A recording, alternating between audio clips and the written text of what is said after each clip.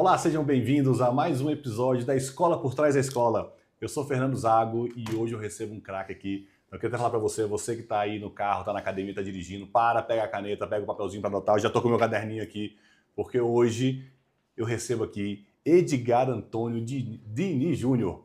Edgar, ele é um craque não só da tecnologia, mas um grande líder que inspira muita gente, está no ano educacional há muito tempo. Ele que já liderou várias edtechs. Então vai ser um papo profundo sobre tecnologia, sobre educação, sobre edtech e principalmente sobre líder, né? Ele que é palestrante, autor, estou aqui com o livro dele, ele vai contar um pouquinho sobre o livro dele, sobre como a gente constrói essa mentalidade, e ele que cruza não só gestão, governança, espiritualidade, tecnologia, mas também como a espiritualidade casa dentro de um grande líder, né? Edgar, seja bem-vindo ao podcast A Escola por Trás da Escola. Esse é um episódio que ele tem o apoio da Audax Contabilidade, que é referência da contabilidade educacional. Edgar, seja bem-vindo. Obrigado, Fernando. É Fernando ou Zago, hein? Você é conhecido como... Mais como Zago. Mais como Zago, eu já estou percebendo isso. Prazer estar aqui com você, Zago. Estou chamando de Fernando já há algum tempo, né? Feliz de estar aqui com vocês. Vai ser uma troca bacana e vai ter um papo aí sobre educação. Eu amo educação, vivo educação desde sempre, eu acho. E falar sobre isso, tecnologia, é nossa praia. Vamos, que vai ser muito válido, né? Tá bom? Edgar, para começar esse papo aqui, estava lendo um pouquinho aqui no seu livro que você me presenteou, e a gente fala muito que não tem como ter um CNPJ forte, uma escola forte, se não tiver um CPF forte. E que na Claraval a gente defende o líder certo no lugar certo, fazendo a coisa certa. Me conta um pouquinho, o que precisa ter nesse líder forte, né? Para ser esse líder que transforma a educação? Pergunta profunda, né? 6 horas de resposta, né? Cara, assim, principalmente na educação, eu acho que a liderança, quando a gente fala de um líder, ele é alguém que... O que é um líder? É alguém que vai na frente, né? E esse ir na frente sempre tem dois pressupostos, né? O líder tem que ter uma visão, porque se você vai na frente, você tem que saber para onde você está levando as pessoas. Então a visão é muito importante, é muito importante. Eu diria que o mais valioso de um líder é a visão. Um líder cego ou um líder que não enxerga as coisas como ela realmente é, ele tende a levar todo mundo para uma situação de perdição. Então, acho que a visão é aquilo de mais valor que existe no líder, é a visão. Mas aprofunda essa visão. Quando você fala de visão, hoje em dia no mundo cheio de barulho, né? No mundo cheio de distração, você fala, onde eu olho, é aquilo mesmo ou não é, né? Onde eu parece que tem uma visão... É desafiador, Por isso que ser líder não é fácil, né? Eu estava conversando com a minha filha esses dias e ela teve uma fala muito interessante, que ela falou assim, que os amigos da escola dela falaram assim para ela, Valentina, você já está com a vida resolvida, ela tem 15 anos. Que seu pai é empresário, e aí você vai assumir a empresa e você está resolvida. Então você está fácil. Aí ela veio falar isso comigo, falou, papai, eles falaram assim que minha vida está resolvida. Então eu falei, minha filha, na verdade é o contrário. Porque se você assumir uma empresa, e aí você é um líder, e como eu estava dizendo, o líder tem que ter uma visão, vou te responder, mas o líder é aquele que tem uma visão, nós vamos falar um pouco sobre como é que eu crio visões, mas ao mesmo tempo ele está o tempo todo olhando para trás. Porque olhar para trás, que eu falo, é no sentido de olhar de quem está acompanhando ele, quem ele está liderando, como que essas pessoas estão. As pessoas estão bem, elas estão andando no meu ritmo, elas estão entendendo por que nós estamos andando para cá. Se por acaso eu tiver alguns dias de dificuldade no meu caminhar, eles me ajudam porque eles entendem para onde a gente está indo, por que a gente está indo para cá. Então, um dos grandes desafios de um líder, né, é ter uma visão correta, e entender que tudo é sobre quem está atrás dele. Quem é que ele está liderando? Por que essas pessoas estão atrás de mim? Para onde que eu estou levando elas? Porque senão eu não tenho... Tem muitas pessoas que pensam que são líderes, mas as pessoas que estão atrás, na verdade, só têm relações de interesse. E quando qualquer desses interesses eles sofrem algum tipo de tempestade ou de fragilidade, essas pessoas vão embora. Então ele não é um líder de verdade. Eu tenho uma situação muito interessante na Otimize, que duas situações reais, né? Nossa empresa é uma empresa de tecnologia que faz tecnologia para a educação. Mas na pandemia, por exemplo, eu não vi muito isso. Eu tenho caras muito bons na minha equipe. Cara, meu time é muito bom mesmo. Assim, eu te confesso que se eu olho no Brasil, assim, eu não consigo ver um time tão bom quanto o meu. E quando foi na pandemia, eles, por uma carência absurda de profissional de TI, eles receberam propostas de muita grana para deixar a empresa. Então começou a ter muita proposta de fora do país para ganhar dólar e tal, e os caras não nos deixaram. Eu acho que eu perdi um profissional na pandemia. Por que eu não perdi os caras? Porque não era só sobre dinheiro. não era sobre uma relação frágil ou uma relação de interesse. Ali havia uma visão, havia um time trabalhando e eles sabiam que nós somos líderes que temos uma visão, mas que estamos o tempo todo olhando para eles.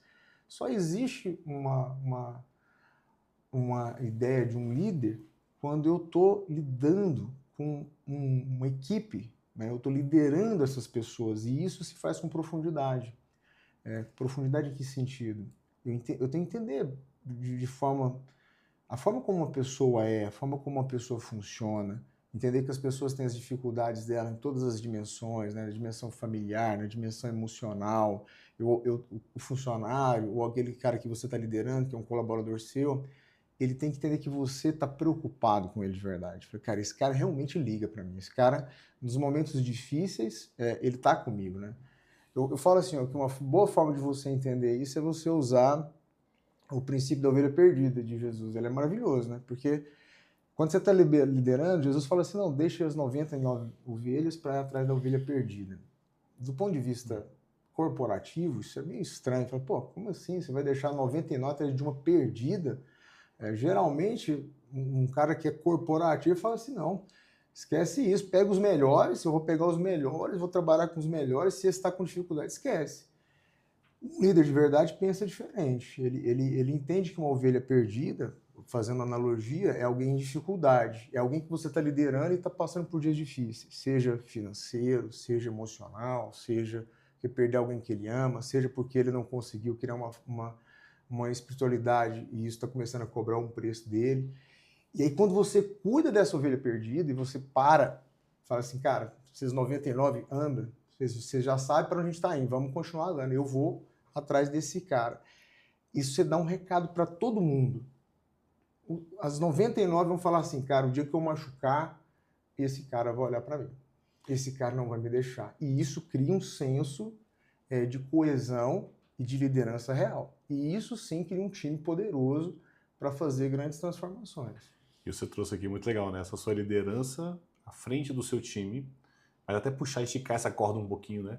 Como que as empresas que mais crescem, até grandes instituições de ensino que crescem, tem o conceito do Founder Leader Growth, né? Assim, que é esse o fundador ou o líder na frente, né? Esse líder que puxa e coloca inclusive a cara a tapa ali, né? Não só em redes sociais, mas aquele que ele é a vitrine, ele é o contato mesmo, né? E cada vez está crescendo mais de volta, né? Você vê que as pessoas, você vê grandes empresários indo para as redes sociais e ele expõe a marca, ele faz isso com muito orgulho. Quando você vê um João da CIMED fazendo isso, né, de forma tão forte, os próprios influenciadores digitais, um Flávio Augusto. São casos bem icônicos, né? Quando você pega o João da CIMED, você fala para vender uma farmacêutica, assim, como que vende uma farmacêutica, né? E na verdade, cara, aquele cara ali, ele tá criando, ele se coloca de uma forma muito clara, assim, eu sou vendedor, ele tá de camiseta polo, eu falo, cara, eu sou vendedor, e ele tá o tempo inteiro no recado pro time dele. Ali é um tempo inteiro no recado pro time dele. Então, ele cria uma ideia de time, uma ideia de corpo, uma identidade, e isso é uma forma das pessoas entenderem assim, cara, eu entendo o que é essa empresa. Então, antes ninguém nem pensava em marca de remédio ou de alguma coisa na farmácia. Quando você vê uma marca CIMED, você fala, pô, essa marca aqui é do João. E as pessoas compram porque é do João, porque fala, cara, eu gosto desse cara, né? Então, as pessoas sempre vão adquirir coisas, comprar coisas de pessoas, né? Nunca é de CNPJs. E quando eu percebo o valor nas pessoas, isso cria uma outra relação. Eu vou querer estar com aquela pessoa, né? É isso, né? Não existe um CNPJ forte se você não tiver bons CPFs fortes por trás, né? É bem por aí. E quando a gente olha para o mercado de educação, o que você tem visto que tem te incomodado? Você fala assim, isso me incomoda, isso não é legal na gestão, na liderança. Cara, do céu, educação é um negócio que me incomoda muito, assim, porque o que é o sentimento que eu tenho, assim, é que a gente ainda vive uma educação muito arcaica, né? Eu vivo educação só para, né?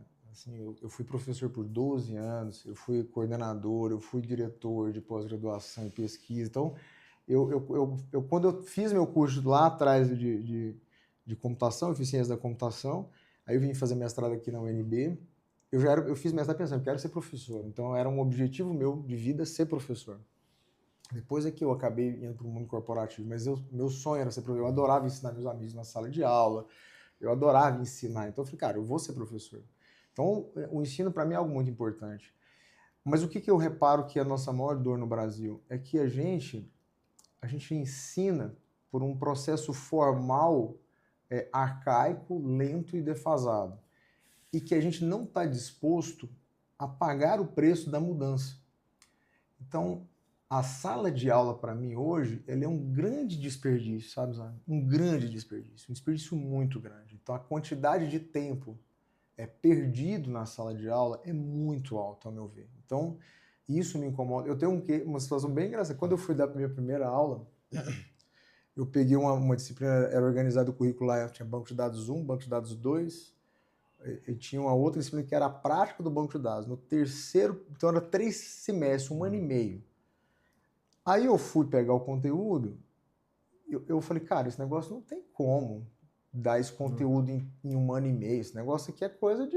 Aí eu fui lá, reformatei o conteúdo, quando deu 60 dias, de verdade, eu tinha dado o conteúdo do primeiro semestre, do segundo semestre, fui lá reservar o laboratório, falei, cara, eu quero o laboratório, nós já vamos fazer aqui o negócio do banco de dados. Eu tomei uma bronca, cara, do tamanho do Brasil, porque eu estava atrapalhando, eu estava querendo humilhar os outros professores, porque eu estava querendo mexer com aquilo que estava estruturado dentro da matriz curricular.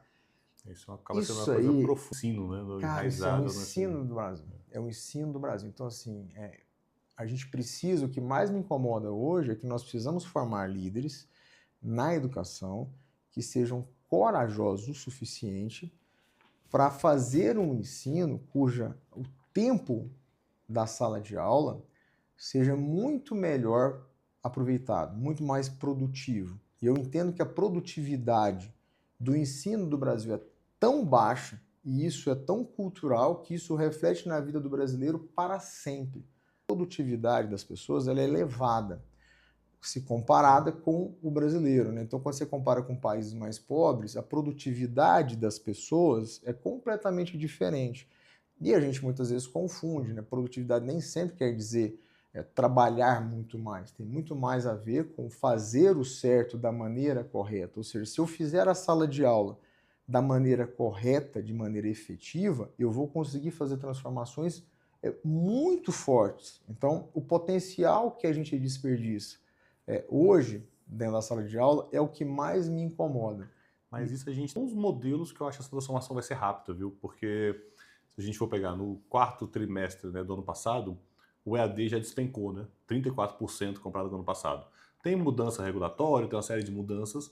A gente vê no superior o movimento indo cada vez mais para o híbrido, onde você vai ter de fato o presencial, que tem que ser mais experimento, laboratório, convívio, né? Com foco praticamente na empregabilidade mesmo, da performance, e o conteúdo denso mesmo, que fica em trilhas gravadas, né? E do outro lado também você tem grandes cases já, por exemplo, no exterior, no ensino básico, onde você tem IA criando ultra personalização do ensino, para que você tenha um conteúdo condensado em 2, 3 horas de sala de aula, e o restante seja convivência, prática, laboratório, vida real, life skill. Né? É bem isso. A gente tem uma escola americana chamada Alpha, que é o que você está dizendo, né? É um exemplo real, né? Ela surgiu na Califórnia, mas já está espalhada nos Estados Unidos toda. É uma escola de elite, de altíssimo nível. As pessoas mais influentes nos Estados Unidos estão colocando os filhos nessa escola. E o que está provado que tem a ver com eficiência? Né? Eles bastam dedicar 2 horas do tempo deles no conteúdo programático, naquilo que é padrão, com a IA assistindo ele. Então, 2 horas eles com a IA assistida, focada nas dificuldades dele, resolvendo as dúvidas dele, a lacuna deles, e um tutor, sobram outras 3 horas para o aluno para serem exploradas de formas totalmente lúdicas, totalmente baseadas em projetos. Então, eles vão fazer esportes, eles vão andar na natureza, eles vão construir, eles vão pintar, eles vão construir objetos, construir foguetes, eles vão usar aquele tempo de uma forma muito mais valiosa. Então, eu diria para você assim, que o nível de produtividade da sala de aula brasileira hoje ainda é muito baixo. E o que mais me preocupa é que o mundo está em transformação, mas eu não sinto no meu coração que os nossos líderes educacionais estão antenados nessa mudança da maneira que precisa e não estão ainda dispostos a pagar o preço dessa mudança. Então, estão assistindo isso de camarote, enquanto que o mundo está sofrendo transformações radicais, né? Teve um estudo que saiu recentemente de um caso na África do Sul, até o Banco Mundial que patrocinou, que é muito interessante. Eles pegaram 800 alunos do ensino médio. Aí eles pegaram 400 alunos desse, separaram e colocaram eles também para ter aulas de IA, com assistência de IA, para tirar todas as dúvidas deles. Então, a única mudança foi, os alunos assistiam ao normal, da manhã, essa turma, 400 alunos, na hora que terminava, eles tinham mais uma sessão de 1 hora com a IA para poder tirar as dúvidas dele, para ele poder ter um apoio diferente, ver exemplos diferentes como daquilo. Como um tutor ali, agir como um tutor. O resultado disso, esses 400 alunos, depois de 90 dias, eles atingiram notas que esses alunos, o padrão que foi feito na Nigéria, esse estudo, dentro do padrão da Nigéria, esses outros 400 alunos que não fizeram vão levar 2 anos e meio para atingir. Então, falando de eficiência mesmo. Né? Eficiência total. Então, quer dizer, os mesmos alunos, assim, então não é porque selecionaram melhores alunos, são os mesmos, só que na medida em que eu tive uma ferramenta que tornou as coisas muito mais interessantes, eles viram outras perspectivas, eles resolveram as lacunas educacionais, que é o mais grave. Então, quando eu vou mexer com o ensino básico e fundamental, qual que é o maior desafio de uma escola, meu modo de ver? É não deixar as lacunas educacionais abertas. Né? O que é uma lacuna educacional? Poxa, eu nunca entendi como é que se dá uma multiplicação. Se eu não sei fazer multiplicação, significa que eu não sei fazer mais nada dali para frente, porque quando você entende matemática, tudo é uma derivação da adição e da multiplicação. Quando você... Tudo que é o que é uma raiz quadrada, é uma forma diferente de você entender a multiplicação. O que é uma multiplicação? É uma soma. Então, quando eu tenho uma lacuna na multiplicação, dali para frente, essa lacuna vai cobrar um preço altíssimo na minha formação. Um abismo. Então, o que é o papel de uma escola? Ela não deixar lacunas críticas na formação de uma criança. Quando eu tenho tecnologia para me ajudar nisso, porque é difícil para o professor isso, é difícil. Acompanhando muitas salas cheias. Muitos alunos, muitas vezes o aluno não fala, muitas vezes o sistema de avaliação nosso também, ele não permite eu enxergar essas lacunas, porque, né, existe um acordão ali, né? A gente finge que te avalia, você finge que estudou e a gente vai meio que passando todo mundo. Isso não é feito com uma profundidade, nem como se precisa. O Japão acabou de extinguir a avaliação, então eles não têm mais prova, assim como outros países também não vão ter mais isso. Por que está se extinguindo? Porque ele gera, na verdade, uma mentira, uma falsa percepção das lacunas educacionais. E isso dificulta ainda mais esse tratamento. Né? Então, a escola tem que resolver essas lacunas, mas nosso gestor, nossos líderes, eles têm que estar muito dispostos a vencer o medo, que dá medo dessa mudança, é inevitável vencer o medo, e junto com o time dele, de professores, de coordenadores, de quem está à frente disso, mergulhar num processo transformacional. E entender que esse processo ele está em busca de não deixar lacunas e ter uma produtividade muito elevada na sala de aula. E isso é possível, entendeu, Zago? Quando a gente fala de produtividade, um dos cases dos exemplos que eu gosto, porque essa eu acho uma grande questão da educação e do ensino do aprendizado do ser humano. Quando você volta lá para Platão, então ele já tinha lá nos primeiros mitos dele, já questionava muito o real aprendizado, né? Então você aprendeu de fato e sabe aplicar aquilo, né? Uhum. Então quando você volta agora para IA, muita gente fala, tirei nota 10, mas você aprendeu de fato? Mas quando a gente volta 3, 4 décadas ali, eu aprendi, por exemplo, no ensino médio com muita musiquinha, né? Então eu decorava a musiquinha de biologia, de física, para poder pegar e passar na prova. Aí você fala, qual que é a diferença? Não tem diferença nem para IA, também não tem diferença quando você volta ali para a musiquinha, e nem quando você volta lá para Platão, para os primeiros filósofos. Porque todos eles estão questionando a capacidade do ser humano de fato aprender e resolver um problema prático com aquilo, né? E eu acho que quem mistura isso, mistura de uma forma rasa, né? Porque o que IA tem que ser utilizado é como ferramenta, né? Não como fim ali. E se você aprende a utilizar ela como alavancagem de eficiência, né? Então, ou que seja para outra personalização do ensino, né? Eu acho que os ganhos são muito significativos, isso vai acontecer, isso vai chegar, né? Cara, essa é a ciência. Assim, existe um material da Unesco muito mais sobre isso, que até ele foi escrito baseado na questão da IA, pelo surgimento da IA, mas que ele fala muito sobre uma coisa chamada de pensamento de ordem superior. Então, qual que é o alvo da educação? É você desenvolver na criança, no adolescente, o que a gente chama de pensamento de ordem superior. O que é esse pensamento? É um pensamento assim que ele tem 3 pilares, né, digamos assim. Um dos pilares do pensamento de ordem superior é saber ouvir o outro. Então, olha como isso é diferente. Então, assim, um é saber criticar, fazer perguntas, o outro é saber ouvir, é outro pilar do pensamento de ordem superior, e o terceiro pilar é o saber construir. Isso pode parecer simples, mas na verdade isso é extremamente profundo. Você pega, por exemplo, o brasileiro. O brasileiro é um povo que ainda, infelizmente, nós não sabemos ouvir. Então, quando o outro tem uma posição política divergente da minha, a gente já entra num estado de conflito que eu não consigo te ouvir, você não me ouve, e na medida que eu não ouço, eu sou incapaz de fazer as perguntas corretas para gerar um pensamento de ordem superior que seja construtivo. Então, ao eu ter como alvo criar jovens, criar crianças que sejam capazes de, num debate, num ponto de discussão, num problema a ser resolvido, eu saber escutar e fazer as perguntas corretas, que são os 2 primeiros pilares, a gente já troca de patamar a educação por completo.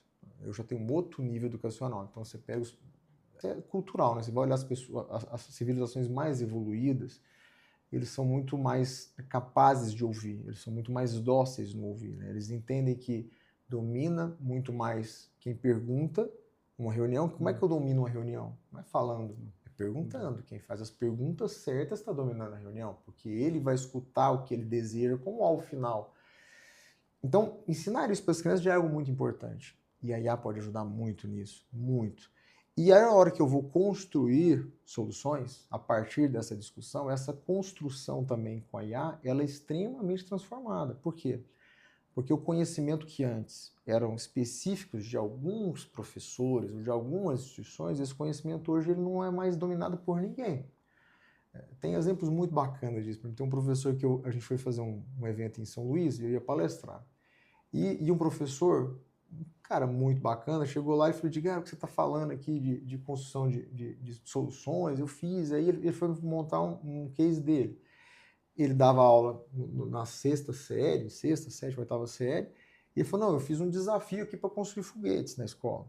Eu até contei no evento que você estava, eu contei essa história, mas é muito legal da gente contar para entender. Cara, sobre construir foguetes, né, eu posso usar água sob pressão, eu posso usar arara, eu posso usar elástico, que é usar materiais de lançamento.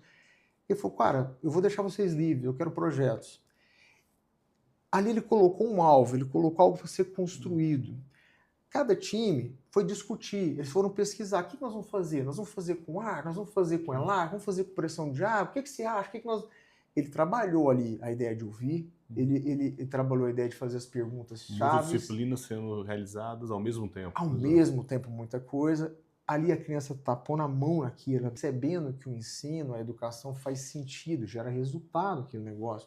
Aí ele me mostrou os vídeos, coisa mais linda, porque os alunos se empolgaram muito com aquilo, ele criou uma competição, teve uma primeira etapa, depois montou uma finalíssima. Cara, eles foram para um campo de futebol, torcida organizada, as turmas com balão, com faixa, lançando os foguetes, a família acompanhando isso. Então, do ponto de vista prático, essa educação, ela é completamente diferente de uma educação que a gente tem feito, entendeu? Eu vejo que muitos fatos envolvidos, né? Não tem só nem uma matemática, nem uma física, nem uma relação interpessoal, nem um social, um trabalhar em grupo, a família tem muitas coisas. Completamente diferente. Tem uma professora Carol em Goiânia, cara, a escola dela chama Aldeia. Nossa, Carol, que professora. Você tem que convidá-la um dia para vir aqui, eu tenho contato dela, ela é muito bacana. Ela tem uma expressão que fala assim, não, a gente tem que ensinar as nossas crianças a pegar na bosta da vaca, Edgar. Legal. Essa expressão é maravilhosa. Porque o que ela quer dizer com isso? Não é sobre ensinar que tem vaca, ensinar que a vaca faz a bosta, que a vaca comeu a grama. A gente tem que ir lá, ensinar as crianças a pôr a mão na bosta da vaca, entender descobrir para que serve aquilo, de onde veio, para onde vai. Como é que funciona esse negócio, né? E ela, nessas teorias, ela tem um case muito bacana, ela até me mandou o material que ela fez. Ela fez os alunos, elas tinham que estudar geometria, e ela usou IA para criar um conteúdo interdisciplinar, onde eles tiveram que projetar as pirâmides do Egito para fazer os blocos, e eles definiram o tamanho dos blocos para dar a dimensão ideal das 3 pirâmides. Então, eles tiveram que calcular matematicamente esses blocos. Depois eles fizeram em barro, eles fizeram um forno, eles fizeram aquilo ali ficar queimado, né? Fizeram aquilo virar uma pedra mesmo e montaram as pirâmides. Quando ela faz esse projeto dessa maneira, a educação pegou outra dimensão. Ela falou que ela ensinou sobre história, ela ensinou sobre geografia, ela ensinou sobre geometria, ela reforçou um monte de lacunas que os alunos tinham em coisas básicas de matemática, que ela percebeu aquilo ali. Ela fez o pessoal viver enquanto time, trabalhou várias soft skills, né, que é o futuro. Trabalhar em equipe, aprender a esperar o outro colega pular a coisa no forno, tomar cuidado com aquilo, ter resiliência para esperar que um fez um bloquinho melhor, o outro não fez.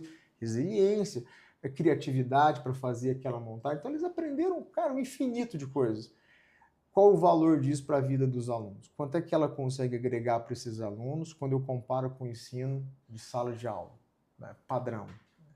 A produtividade, e a produtividade que eu falo assim, a capacidade em resolver problemas, a capacidade em trabalhar em equipe, a capacidade em ter esse pensamento de ordem superior, que a Unesco cita no material que ela desenvolve, é muito mais elevada, muito mais elevada. Como é maravilhoso. Não sei se você anotou isso, se você pegou, mas o Edgar trouxe aqui exemplos práticos de como a gente consegue utilizar a IA no dia a dia e como o gestor deve desenvolver os seus times, né? Porque IA, tem muita gente que fala, não, é uma coisa muito distante, mas como um resultado prático no dia a dia, né? Então, relembrando os 3 aqui. Primeiro, o exemplo dos Estados Unidos, onde o gestor está utilizando para ganhar eficiência operacional, personalização no ensino.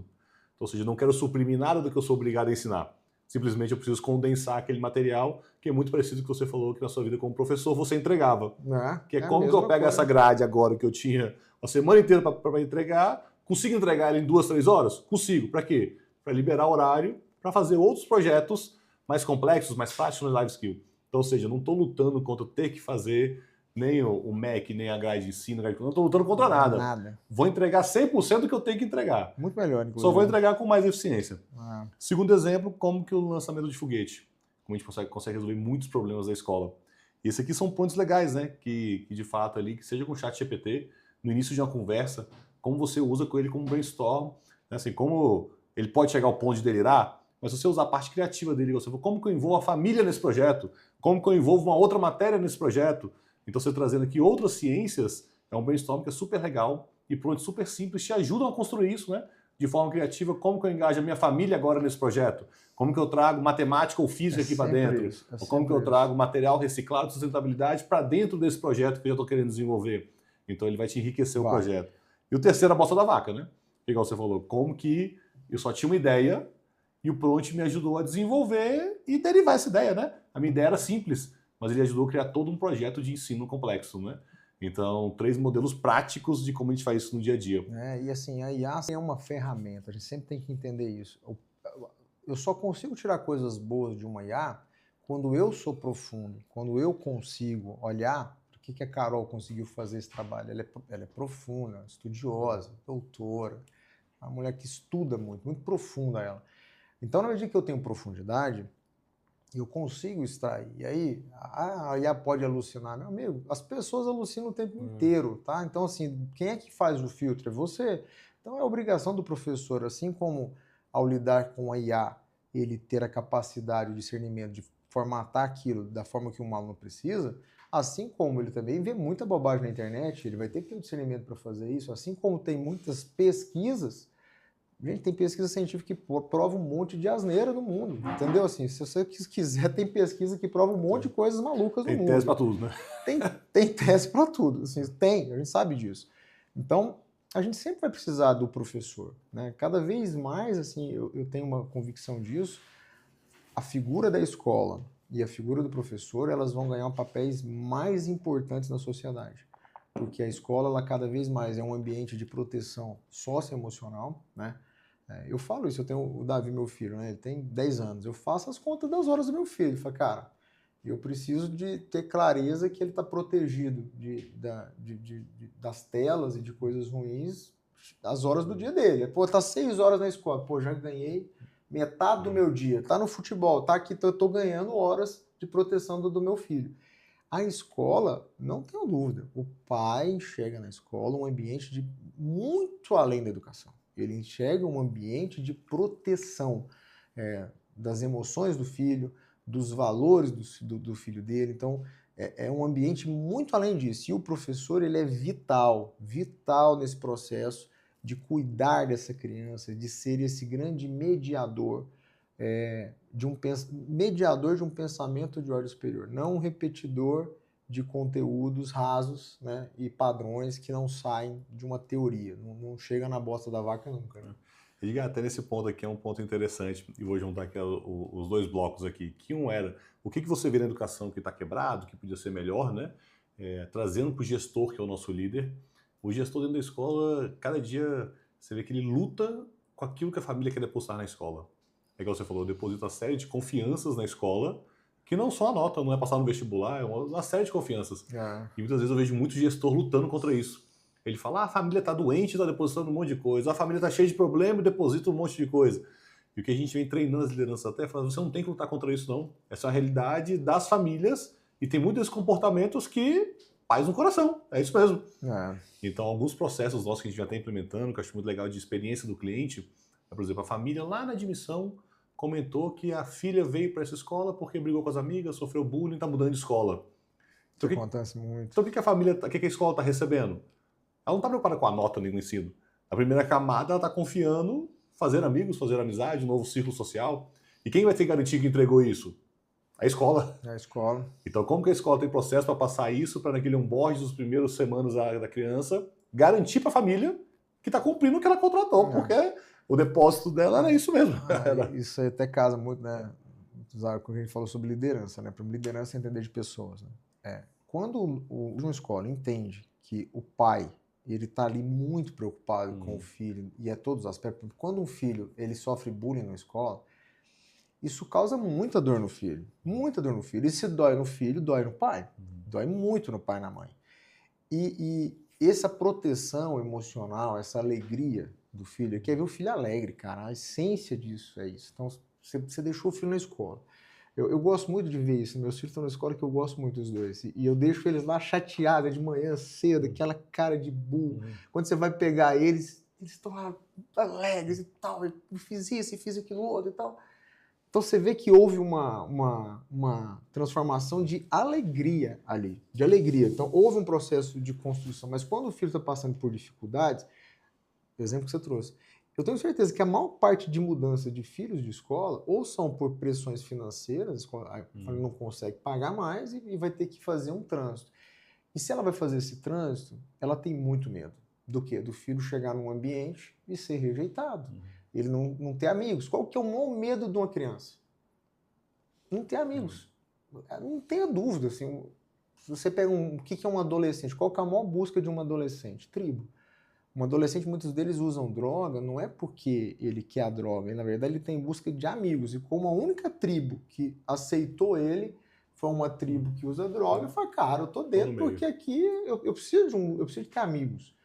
Então essa questão, né, da ambiência e de cuidar desse lado que você está falando, se eu sou gestor e olho isso como um problema, eu estou entendendo tudo errado. Eu, como líder, estou entendendo tudo errado. Falei, cara, a escola ela é para poder garantir um ambiente saudável, alegre, onde as crianças tenham condições de aprender, de crescer.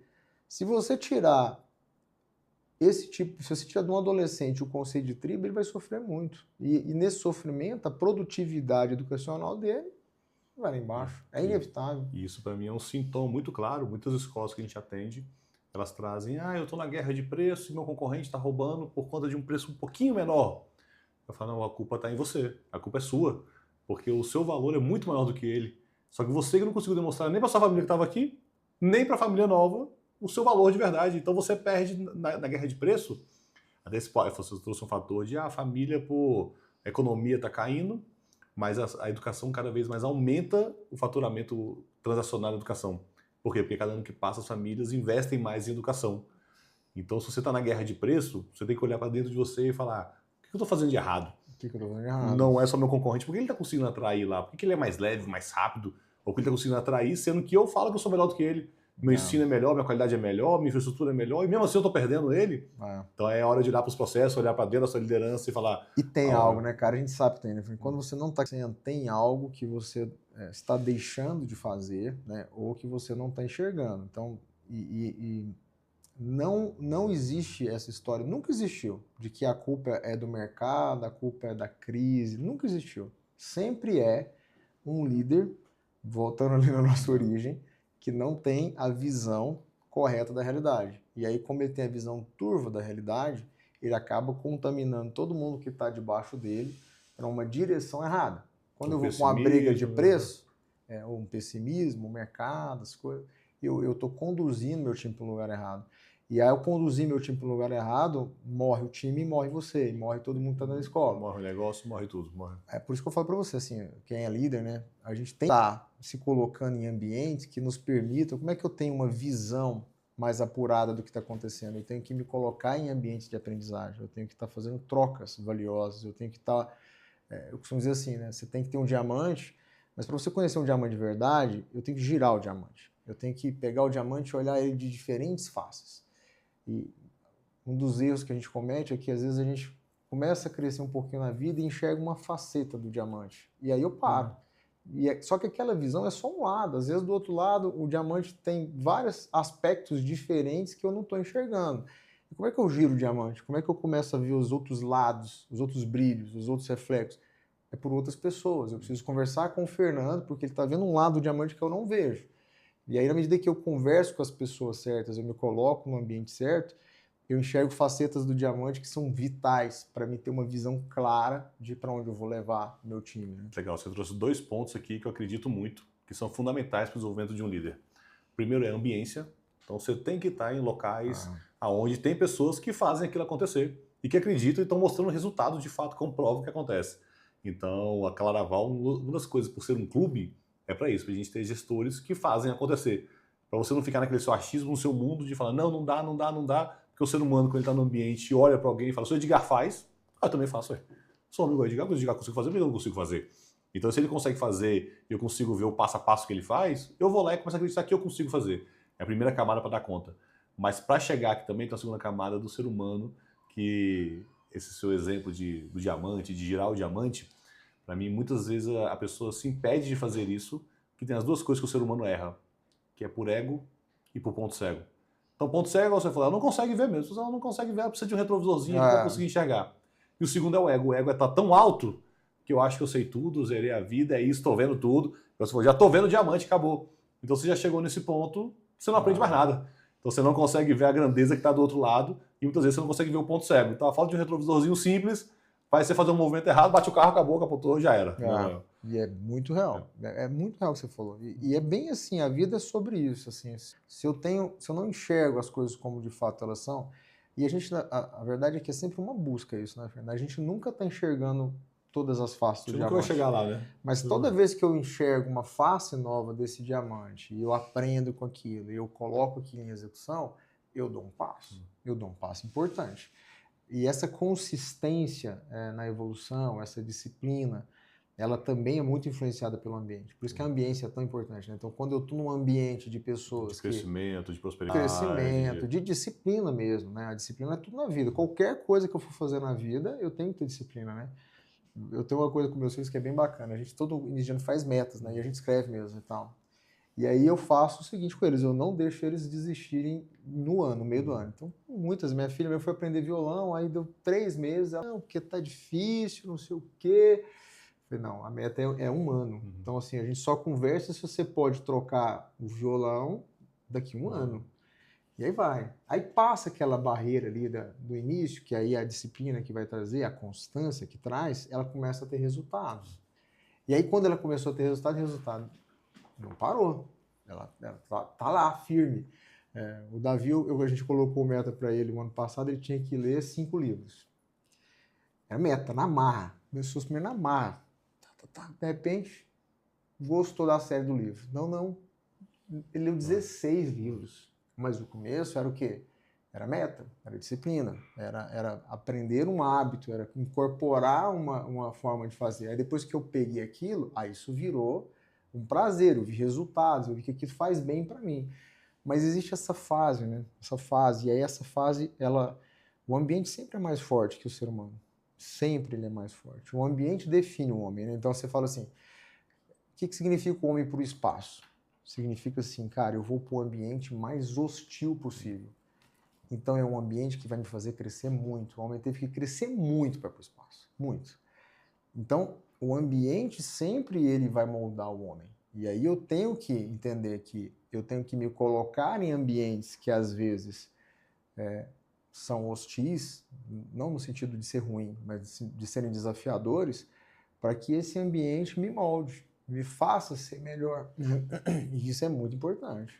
Quando você fala que essa camada de transformação, né? Então a gente precisa que primeiro vire uma rotina, que às vezes é chato mesmo de forçado, até começar a virar um hábito, até você incorporar. E isso acontece também com a gestão. E também acontece com nossos sonhos.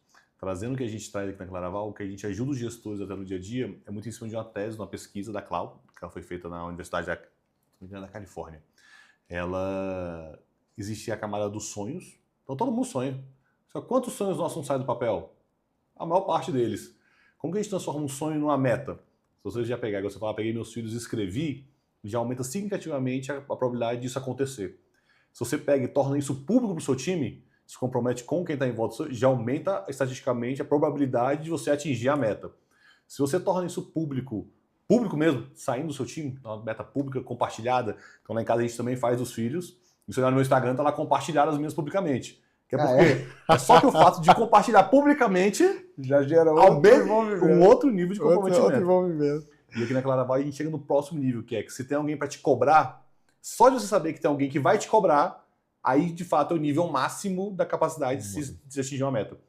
Então quando você falou, só do seu filho saber que ele vai te cobrar e que você não vai abrir mão da meta que é dele, a meta não é sua, a meta é dele, você só vai cobrar.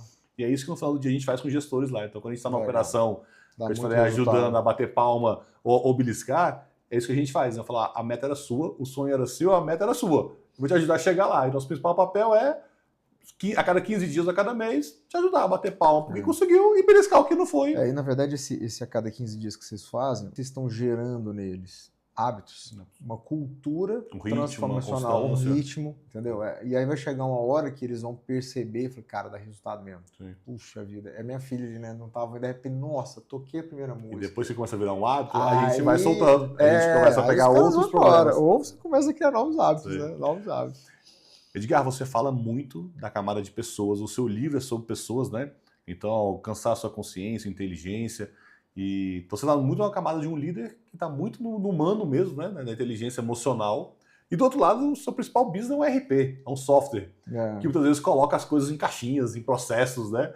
Me conta a sua visão desses dois mundos, desses dois extremos, como que conversa, como você vê o ERP no desafio do ser humano, né? Nessa camada que o maior problema é que os ERPs não funcionam só pelas pessoas. E a maior parte dos ERPs que funcionam também são pelas pessoas, né?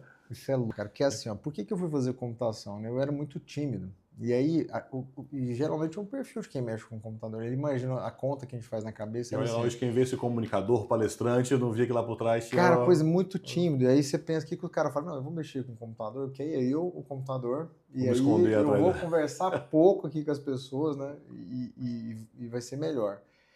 Mas nessa jornada minha de fazer computação e de viver nesse mundo, surgiu um desejo, né, de ter uma empresa de tecnologia, e surgiu pela experiências de vida, mesmo estar dentro da instituição e ver que faltava sistemas inteligentes, sistemas realmente amarrados com a educação, voltados para a educação, voltados para a eficiência educacional. A gente começou a criar essa empresa. Mas, por outro lado, né, eu fui um homem que tive fases na minha vida muito difíceis. Então, eu vivi uma fase de depressão, de muitas dificuldades na minha família, de quase perder a minha família. E nessa fase aqui, esse livro tem muito sobre isso, eu descobri algo assim que as faculdades e as universidades nunca vão entregar, né? Que é muito sobre esse livro. Esse livro, na verdade, ele fala sobre inteligência espiritual, não é nem sobre inteligência emocional. E eu acabei dentro de um processo de dor muito grande e de ser um cara eu posso, assim, sem ser falsamente, eu tenho uma inteligência bacana, Deus me presenteou com uma inteligência cognitiva muito boa. Essa inteligência cognitiva se tornou uma armadilha para mim, na verdade, porque eu achava que eu enxergava as coisas, eu tinha uma visão das coisas e não tinha.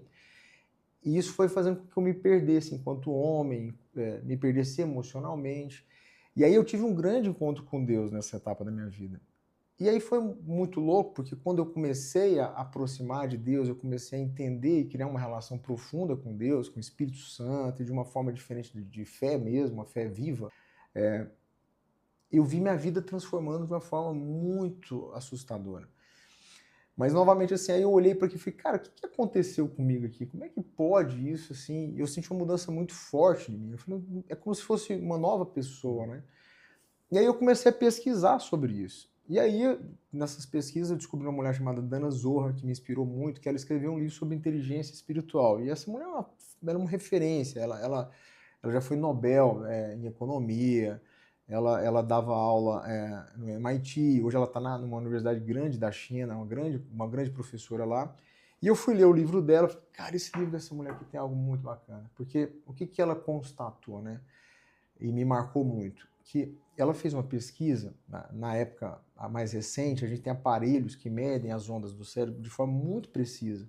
E isso, quando surgiu esses aparelhos, ela foi a primeira a fazer isso. A dona Zohar tem uma história assim, a mãe dela, por depressão, tirou a vida. E ela ficou muito incomodada com aquilo machucou muito, que a mãe dela, ela fala no livro dela que a mãe dela era uma grande mulher. E ela não conseguia entender como é que uma mulher daquele tamanho tirou a própria vida. Uhum. E aí, nesse processo, ela começou a investigar isso. E nesse processo de investigação desse comportamento emocional, ela foi parar nessa questão espiritual. E nas pesquisas dela, ela e o esposo dela, medindo o comportamento do cérebro, ela descobriu que quando uma pessoa se coloca em oração, independente de fé, se ela se colocar em oração, o cérebro da pessoa tem uma mudança absurda comportamental. Então o cérebro dela entra numa onda de frequências de hertz que é totalmente criativa e ativa todas as partes do cérebro. Então o cérebro a gente pode imaginar assim, que ele tem uma parte cognitiva, que ela é serial. Então quando você fala, quanto que é 2 mais 2? Existe uma cadeia no seu cérebro que é serial. Quando você fala 2 mais 2, ele sabe que 2 mais 2 é 4, ele traz o 4 para você. Isso é um pensamento em série. Existe um outro lado do cérebro, que é o associativo, que é a inteligência emocional. Então, por exemplo, quando a gente come a comida de alguém que te ama muito, e a pessoa faz aquela comida, você associa aquela comida com aquela pessoa. Então, a minha bisavó fazia um pudim, que eu amava aquele pudim. Então, quando eu vejo um pudim... É o mesmo sentido, cheiro, tato... Eu vou lá. Então, isso aí chama de inteligência associativa. Então, nosso cérebro, ele sente um cheiro, alguma coisa, ele associa, tanto para coisas boas quanto para dores. Quando eu me coloco em oração, é a única forma, o único momento em que seu cérebro ativa as duas ao mesmo tempo. E a dona Zohar provou isso cientificamente, ela chamou isso de inteligência unitiva. Porque eu estou usando tanto a cadeia serial quanto a cadeia associativa do meu cérebro. Esse estado já seria o que chama de flow, alguma coisa assim? Unindo a desordem com a ordem? Eu acho que não é nem o estado de flow, assim, porque eu vejo que o estado de flow já é você estar digamos assim, você precisaria estar no estado, eu vou usar a palavra mágico, mas, digamos assim, num estado altamente produtivo. Mas não precisa dessa complexidade. Se você se colocar em oração de forma simples, cara, se a gente fala, não, eu vou rezar um terço, ali você está se colocando num processo de ativação disso. Então, quando você reza realmente ali, fazendo... seria camadas bem mais profundas disso. Bem mais... você já está digamos assim, você está já no pós-graduado nesse negócio, mas não precisa disso. É bem mais assim, cara, qualquer um de nós, de forma simples.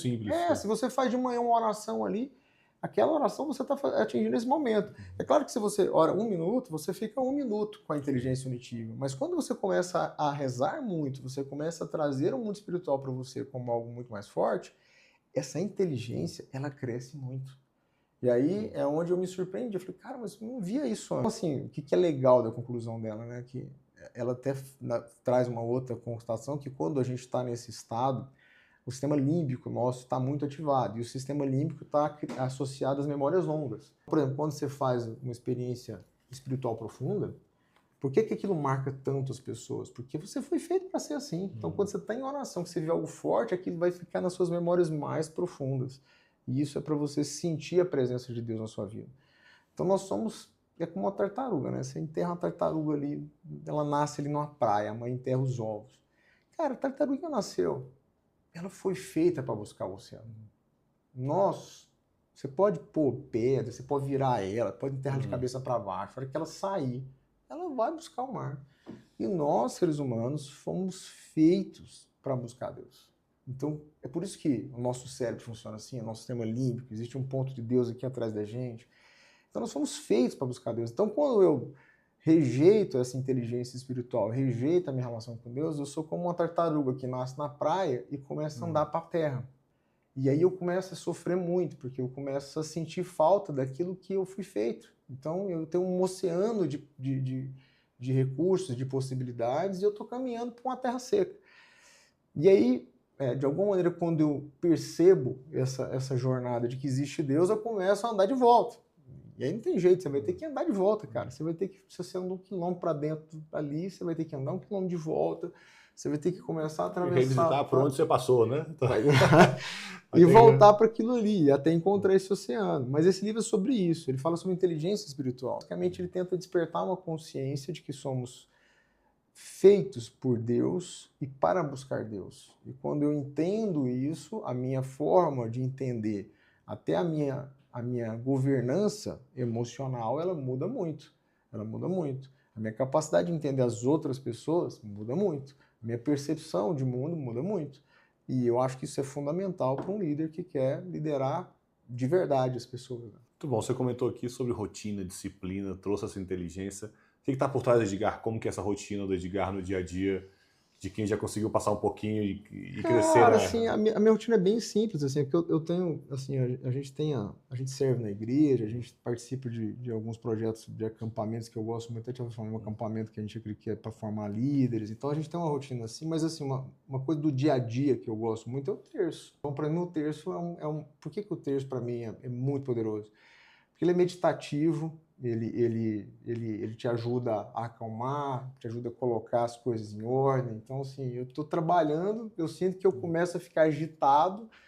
É fácil você me ver no setor onde é otimize, eu desço, pego meu terço e vou andar na rua rezando o terço. Então, isso é algo que, por exemplo, é um hábito que eu tenho, mas que é altamente impactante, do ponto de vista de equilibrar, de conectar com Deus, de fazer de restabelecer um alinhamento emocional para voltar para a liderança da maneira que precisa. Coisa que eu gosto muito, que eu acho que vale a pena comentar. Né? Muito bom, maravilhoso. Você traz um pouquinho também sobre a caverna, a realidade. É difícil sair desse mundo da caverna? A ideia da caverna de Platão aí é um pouco sobre isso que eu falei, cara, assim, eu acho que não é difícil não, mas tem a ver com isso que a gente está falando, né, de ambiência, né, de ambiência, de você procurar sair. A caverna, qual que é o que são as paredes da caverna? Sempre é o medo, sempre é o medo. Então, o medo é o que nos aprisiona, né? Então, tudo que eu quero romper, eu preciso vencer o medo. Então, eu preciso entender que eu preciso... tudo que nos limita são paredes de medo. Então, o que você tem medo? Né? Exemplo, né? A gente fala assim, poxa, faz uma jornada de aprofundamento na fé. Né? Esse acampamento que a gente tem para líderes gera muito medo nas pessoas. Eu tenho medo de ir lá. Porque, cara, sei lá, o que vai mexer comigo e tal. É medo. Mas por que você tem medo?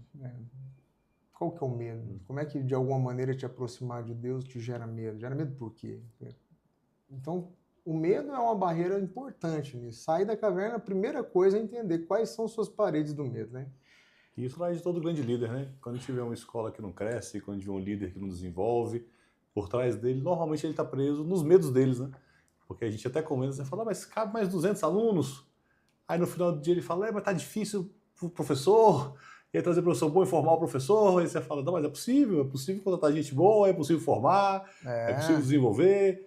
Então, por trás são aqueles medos que aprisionam mesmo, né? Que fazem você não dar o próximo passo de crescimento. E você, quando você está na frente de uma escola, cara, escola é vivenciar o mundo. E quando o mundo está em muita transformação, o que é uma escola? É educar para o mundo. Quando eu vou educar para o mundo e esse mundo está transformando muito, Eu, líder, olho para o mundo e estou com medo. Aí eu tenho uma escola que parece que está dando tudo certo. Eu falo, pô, eu vou mexer nisso aqui que parece que deu certo até agora. Eu mesmo estou com medo de fazer o trânsito, entende? Aparecendo umas coisinhas diferentes. Tem um mundo mudando.